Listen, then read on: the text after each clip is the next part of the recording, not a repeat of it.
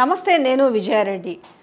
ఎట్టకేలకు ఎలక్షన్స్ అయితే అయిపోయినాయి. ఇటు ఏపీలో అసెంబ్లీ ఎలక్షన్స్, తెలంగాణలో పార్లమెంట్ ఎలక్షన్స్. కాకపోతే ఫలితాలకు చాలా సమయం ఉండడం, ఇటు ఎగ్జిట్ పోల్స్ కూడా అవకాశం లేకపోవడంతో గెలుపు ఎవరిది, ఏపీలో అసలు ఎవరు సింహాసనం చేపట్టబోతున్నారు, అటు వైఎస్ఆర్సీపీనా లేకపోతే కూటమా, పార్లమెంట్ ఎలక్షన్స్కి వచ్చేసరికి తెలంగాణకు వచ్చేసరికి ఎవరికి ఎన్ని సీట్లు వస్తాయనేది ఇప్పుడు ఎవరికి వాళ్ళు అంచనాలు వేసుకుంటున్నారు.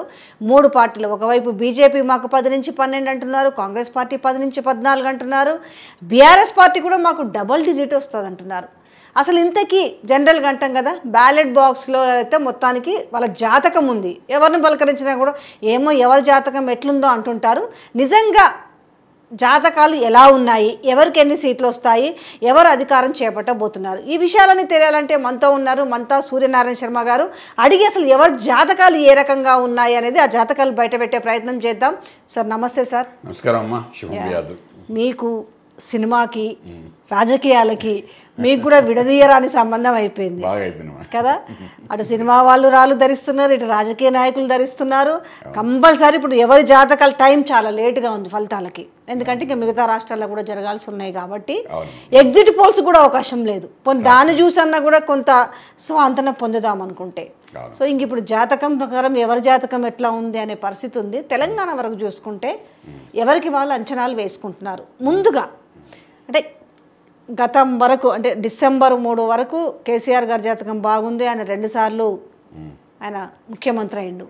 దాని తర్వాత నిజంగానే ఆయన జాతకంలో లేకుండేనా, మళ్ళీ ఎప్పుడు ఆయన జాతకం బాగుంటుంది, ఎందుకంటే ఆయన జాతకం బాగుంటే ఇక్కడ పార్లమెంటు సీట్లు కూడా బాగుంటాయి కాబట్టి. కేసీఆర్ గారి జాతకం గురించి చెప్పాలంటే ఏం చెప్తారు? ఇప్పుడు కేసీఆర్ గారి జాతకం మనం మాట్లాడుకుంటున్నప్పుడు లాస్ట్ టైం కూడా మనం చెప్పాము, ఎప్పుడైతే ఆయన కేసీఆర్ గారు పార్టీ అంటే ఇండివిజువల్ జాతకం ప్లస్ పార్టీ, ఇండివిజువల్ జాతకం బాగున్నప్పుడు గెలుస్తారు. అలాగే ఏంటంటే పార్టీ యొక్క ఆవిర్భవించిన సమయం, టీఆర్ఎస్ అనే ఒక పార్టీ ఎప్పుడైతే ప్రారంభించారో ఆ సమయానికి ఒక బలం ఉంటుంది. అదొక ఉద్యమ పార్టీగా ఉండేది. ఉన్నప్పుడు అంటే ఇది ముందుకు మనం చెప్పే విషయాన్ని మనం ఇంకోసారి ప్రస్తావించింది కాబట్టి చెప్తున్నాం. ఆ టీఆర్ఎస్ అనే పార్టీ ఎప్పుడైతే వాళ్ళు స్టార్ట్ చేశారో దానికి ఒక ఉద్యమ పార్టీగా ముందుకెళ్ళడము, దానికి ఒక 10 ఏళ్ళు దానికి ఒక యోగము రాజ్యోగం ఉంది బట్టి ఆ పార్టీ బలోపేతంతో కేసీఆర్ అనే ఆయన దాంతో కలిసి ఉండడము, ఇది ఒక గుడ్ కాంబినేషన్. ఆ కాంబినేషన్లో ఆయన మహారాజ యోగంతో ముందుకెళ్ళిపోయారు. జాతకం ఒక్కొక్కసారి బలహీనంగా ఉన్న పార్టీ బలం ఉన్నప్పుడు ఏంటి అవుతుందంటే ఆ పార్టీ మనిషి యొక్క జాతకాన్ని లిఫ్ట్ చేసేస్తుంది మళ్ళీ. సో ఈ పార్టీ ఆవిర్భించిన సమయాన్ని మనం తీసుకుని దానికి దశలు అంతర్దశలు ఒక యాంగిల్లో చూడాలి. అలాగే ఇండివిజువల్గా ఆయన జాతకాన్ని దశలు ఎలా నడుస్తున్నాయి, గోచారం నడుస్తుంది అని కూడా చూడాలన్నమాట.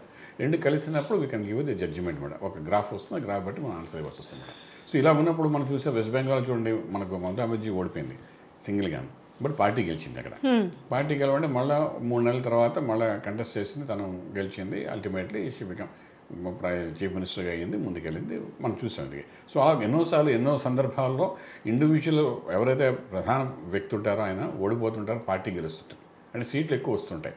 సో డెఫినెట్గా ఆయన ముఖ్యమంత్రి క్యాండిడేట్ కాబట్టి ఆయన్ని గెలిపించేస్తారు. ఆయన ఏం చేస్తారంటే ముఖ్యమంత్రిగా ఉంచి తర్వాత 6 నెలలు ఎక్కడో చోట గెలవమని చెప్తున్నారు. ఇలాంటి సంఘటనలు మన రాజకీయాలు ఎన్నోసార్లు జరగడం చూసాం.